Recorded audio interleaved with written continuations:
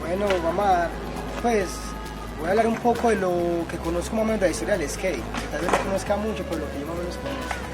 Sé que empezó más o menos en los 60, lo inventan unos jóvenes que gustaban mucho del surf. Entonces en temporada que no había olas lo suficientemente altas, ellos se veían como, digamos, como decimos los peces desparchados, porque pues no había ola, entonces un surfista sino las que hacemos con la tabla. Entonces van incorporando para la práctica un pedazo de madero, el cual lo complementaban con un patín partido a la mitad, entonces le pegaban los dos pedazos. Y en ese tiempo el objetivo era, pues, patinar lo más parecido al surfing. ¿Cómo se diría? Simular que se surfea sobre el asfalto. Entonces, lo más importante en el momento era el estilo, la manera que cogía, que se agachaban. Entre más pareciera al surfing era más importante, ¿cierto? Entonces ya, por ejemplo, en ese tiempo se hacen muy famosos un grupo que se llamaba Dogtown, que eran unos muchachos de California que hicieron muy famosos porque eran los primeros que empezaron a ocupar piscinas. Como las piscinas tenían su altibado, era muy parecido a la ola. Entonces ellos empezaron a ocupar piscinas que eran desocupadas, se metían, las limpiaban, ponían a alguien que miraba que venían los policías para que les ayudaran para volar y se metían y patinaban. La mayoría de veces pues sin permiso. Entonces en el momento lo más importante era eso, hacer lo más posible para que pareciera el surf.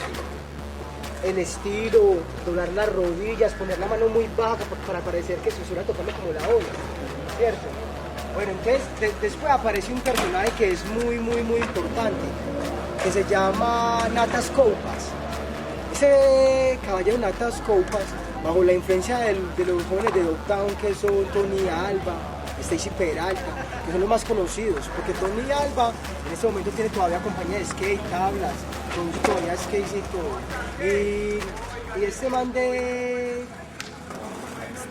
el parcero Peralta, Stacy Peralta, él es el que sacó de las primeras tablas que llevan acá en que conocieron, que eran las Power Peralta. Entonces son personajes muy conocidos. Pero este caballero de Natas Copas fue el primero que fue capaz de ir más allá del mero hecho de parecer surfeando. Entonces ya el parcero empieza a levantar la tabla, ya empieza a anexar a los trucos de surfing, trucos como levantar la tabla, subirse una acera, cogerlo con la mano y brincar. Entonces este caballero crea una revolución. Este caballero empieza a hacer cosas que se creían imposibles, como montarse por barandas, saltar escalas, surfear obstáculos en trucos. Entonces a medida de que ya todos en Estados Unidos, más o menos desde el 70, 78, ya el skate está muy constituido. Acá en Colombia llega más o menos en los años 80. Llega por medio de videos musicales, de grupos como Susana y Tendences. Creo que es Pum, creo que es un tendencia Pum. Pero entonces hay un disco muy conocido que se llama Go Skate. Creo que es Go Skate. Entonces en el video muestran a los manes con las patinetas y así brincando por todas partes, suben encima del televisor, se montan en las tablas, se tiran como por partes así muy lisas. Entonces a raíz de estos videos muchas personas se influencian y empiezan a practicar, claro que sin mucho conocimiento, solo como decir, ay, mira, su man en una patineta, mira qué tan loco, y empiezan a practicar. A medida que pasa el tiempo ya empieza a tener más cercanía con el deporte, porque ya en Estados Unidos se vuelve un deporte muy serio, ¿sí me entiende? Casi de la talla, como decir, del fútbol, casi de la talla del tenis, un deporte ya más reconocido. Claro que no está reconocido como ahora, pero está reconocido. A medida que el deporte se hace reconocido, empiezan a venir los videos, en otros videos musicales y también en reportajes deportivos. Empiezan a salir esos videos más o menos de skater. Entonces ya acá Colombia, jóvenes de acá de Colombia que habían estado en Estados Unidos o tenían familiares, les mandaban una tabla, les mandaban cosas y empezaron a practicar.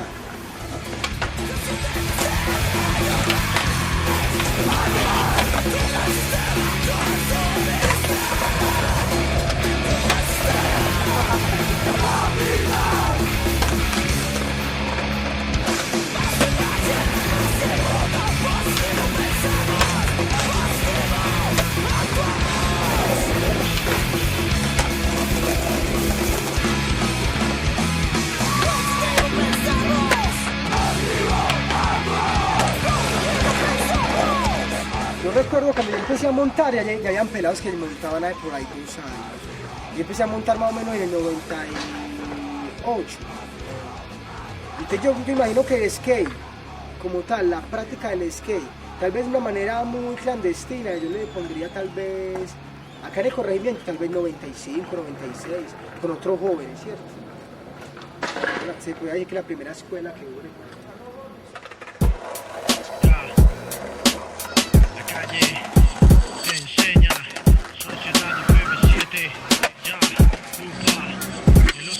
Que se define como verdad, es cuestión de saber mirar. En tantos instantes algunas ideas pueden colapsar. Pisar con cautela, discernir es una necesidad por estas aceras, penas, iras, ganas de robarte, podrán dominarme, desaciarme, relajarme. He visto tus acciones sin desarmarse, jamás son difícil será atarme, porque calificarse de daño en hasta gente, el barrio del lumpen.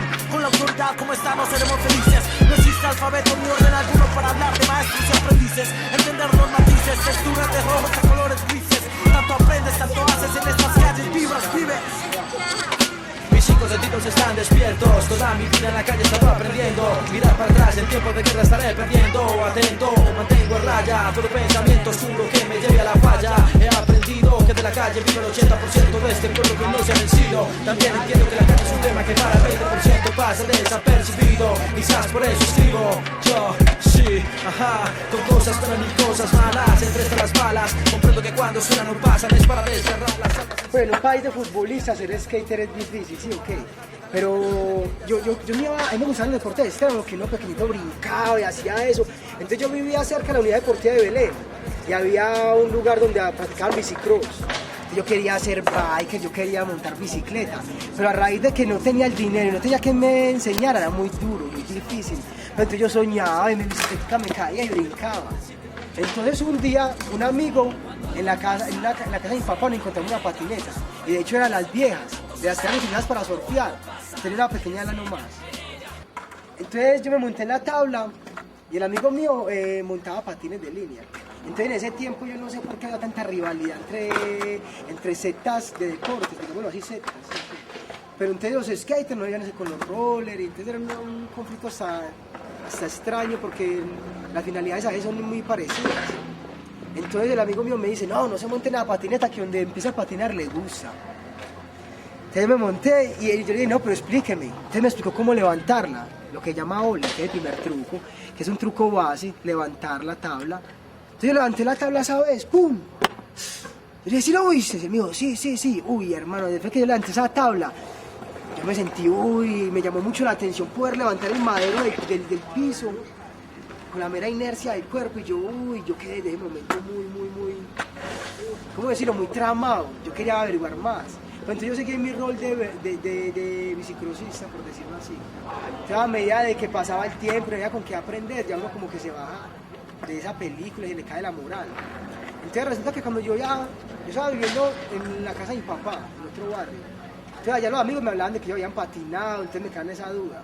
Entonces yo vengo acá a limonar y veo que unos amigos míos estaban patinando. Entonces yo voy a la casa de un amigo y veo que una tabla por allá. Yo le dije, uy, ¿de quién es la tabla? Ah, no, de Carlos que está patinando. Y yo, sí. Y yo veía esos perros que patinan, entonces me entra esa ganas de conseguir la tabla. Entonces yo con un parcero hablo y el parcero me consigue la tabla pues. Y yo empiezo a practicar y entre más me caía, entre más veía que era difícil hacerlo, más ganas me daban.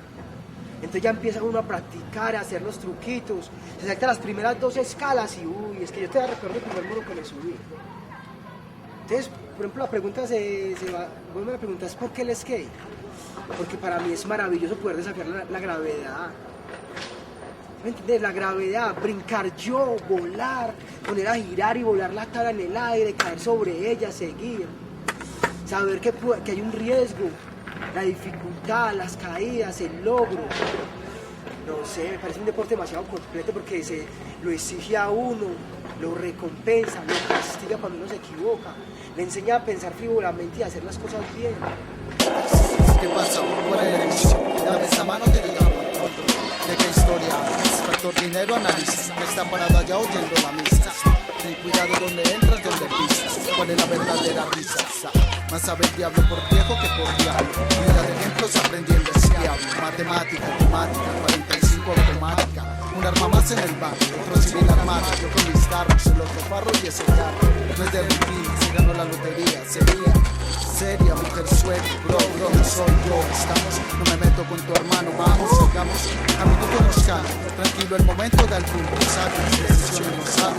Ayer me viste en la calle. La calle siempre incita a meterte en problemas, te enseña a respetar a los demás, donde nadie es más o sí, donde el grado de un MC no vale nada, donde el rango del tipo hermano gana, problemas del área como normal, la calle dura te enseña el mundo real, a veces me enseñas a pensar como un animal, soy inteligente, no se puede creer en el más formal, en ella donde aprendo a sonreír, se puede sobrevivir, canto sobre aquellas enseñanzas, en mi mente pasarán las venganzas, avanzas a paso gigante, un mal aprendizaje y te quedas, te doy tiempo para hacer lo que puedas, te puse ruedas, te puse el camino y te quejas, cuidado con las rejas, cuidado con lo que grabas por tus orejas, las personas queridas se alejan, te dejan por la más mínima falla, hay donde hay que estar preparados para dar la talla, no tirar la toalla, si la calle te enseña mal que se vaya, pero si me acuerdo vivo en ella, no se puede salir, tendré que ver la bella, el caro la quiere ver bella, pero me atropella. Cuando algo pasa, la calle enseña, en ella se sufre, tanto se vive, tanto se sueña, cuando algo pasa, la calle enseña, en ella se sufre, tanto se vive, se sueña. Cuando algo pasa, la calle enseña, en ella se sufre, tanto se vive, tanto se sueña. Cuando algo pasa, la calle enseña, en ella se sufre, tanto se vive, se sueña.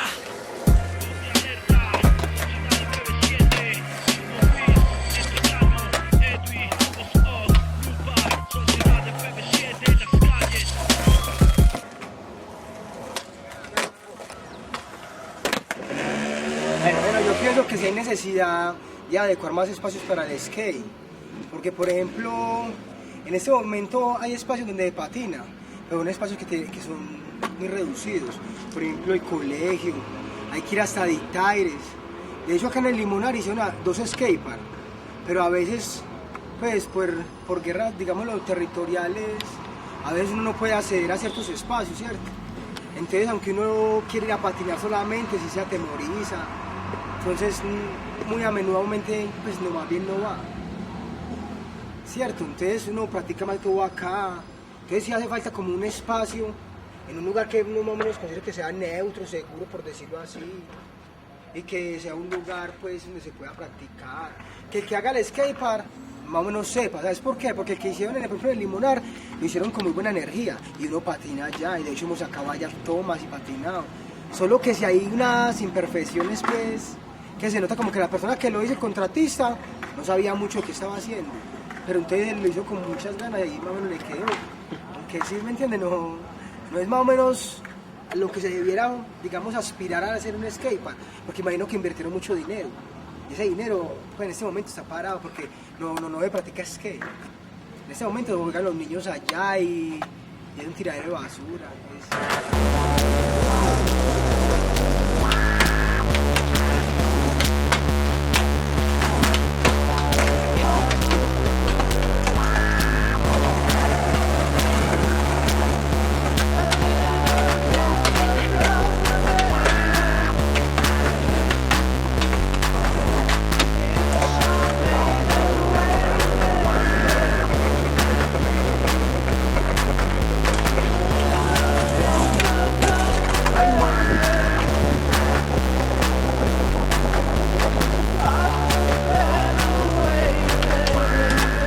igual resulta mantener la tabla es difícil.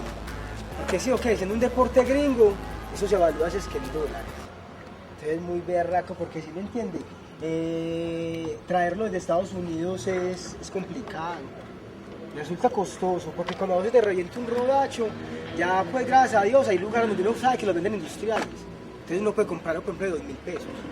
Pero digamos que te daña una llanta, ¿dónde la vas a comprar industrial? Las llantas valen, digamos, 70.000 pesos. Imagínate una llanta.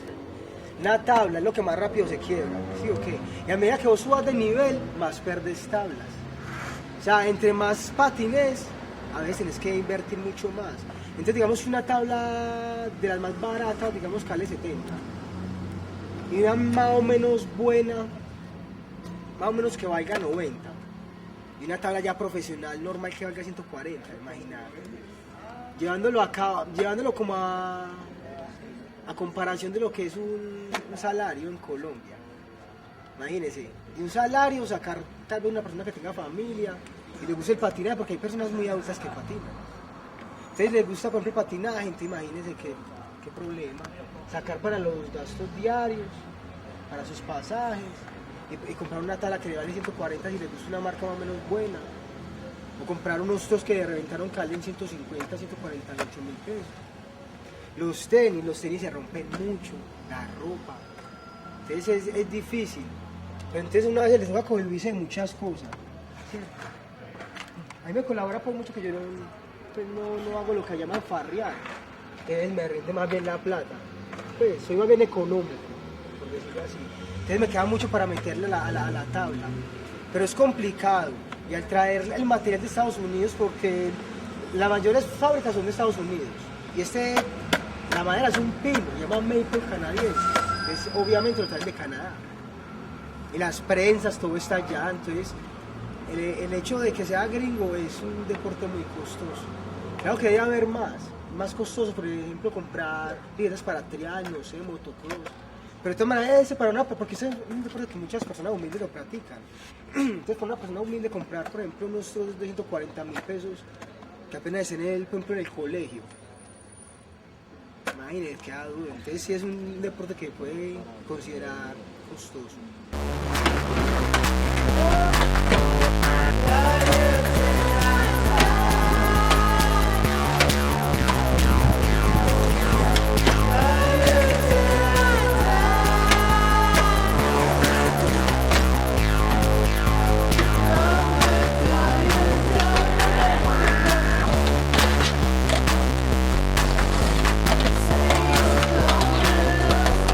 Simplemente una práctica, yo digo que no, porque si se empieza a ser parte de uno. Ya lo empieza a meter a uno a unas atmósferas de otros ámbitos, pues más conllevado a lo que es el patinaje en otras partes del mundo. Entonces yo creo que es más que una práctica, poco a poco empieza a ser como parte de uno, porque si cuando uno deja de patinar, uno siente que como que esa necesidad de ir a patinar. Uno ve un video y uno siente muchas cosas, uno ve un man haciendo un truco muy bacano y uno dice, uy, entonces más que una práctica, es como un estilo de vida. Pero digamos que es un estilo de vida para mí un estilo de vida es que como vos tienes patineta, vos ibas a trabajar, vas con tu patineta pateando donde te trabajas. Entonces cuando vos pensás en tu domingo, pensás en la patineta, entonces es un estilo de vida de esa manera. No creo que uno deba vivir en torno a la tabla y ya ve como un sectario de que tiene la tabla y que si no cae en la tabla te golpea, no sé. No, yo creo que un estilo de vida, porque ya como le gusta a uno tanto, lo aplican todo. De hecho, por ahí los parceros consiguieron finger, unas tabletas para los dedos. Cuando no patines son con la lasta, no lo sacan de la cabeza.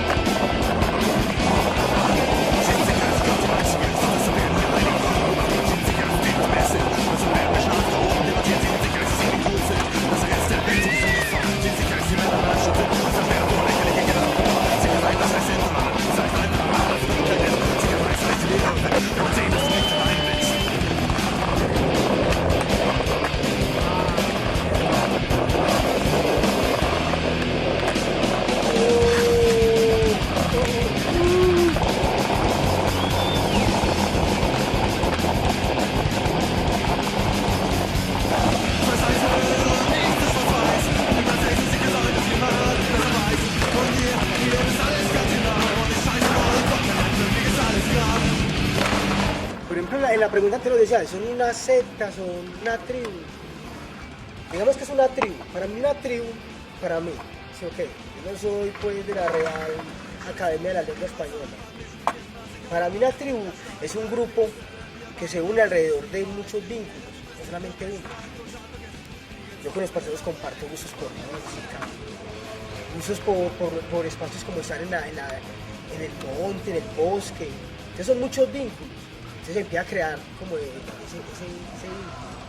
Entonces, digamos, los trucos muestran qué tanto le estás metiendo vos, o qué tanto llevas patinando, o qué tanto te gusta.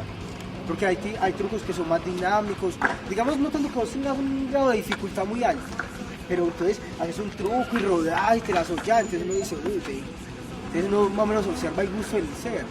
Y digamos que una reputación en los trucos, sí, porque hay trucos que para realizarlos necesitas ser muy extremo, necesitas tener un pensamiento muy frío, porque son trucos que si vos no lo logras, te capaz, te rompes un pie, te reventas la boca. Entonces vos ves que el amigo tira el truco y ¡pam! No es que eso así, no, ay, ¿será que sí le mando yo? Es complejo, entonces sí hay una reputación, porque uno dice, ay, aquí el parcero es mero teso.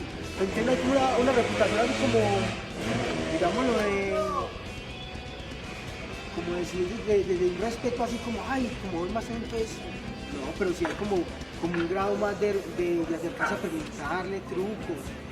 Preguntar que también lo está haciendo uno, ¿sí? Entonces hay como una reputación. Y sí, hay un estatus porque los trucos a veces son muy complicados.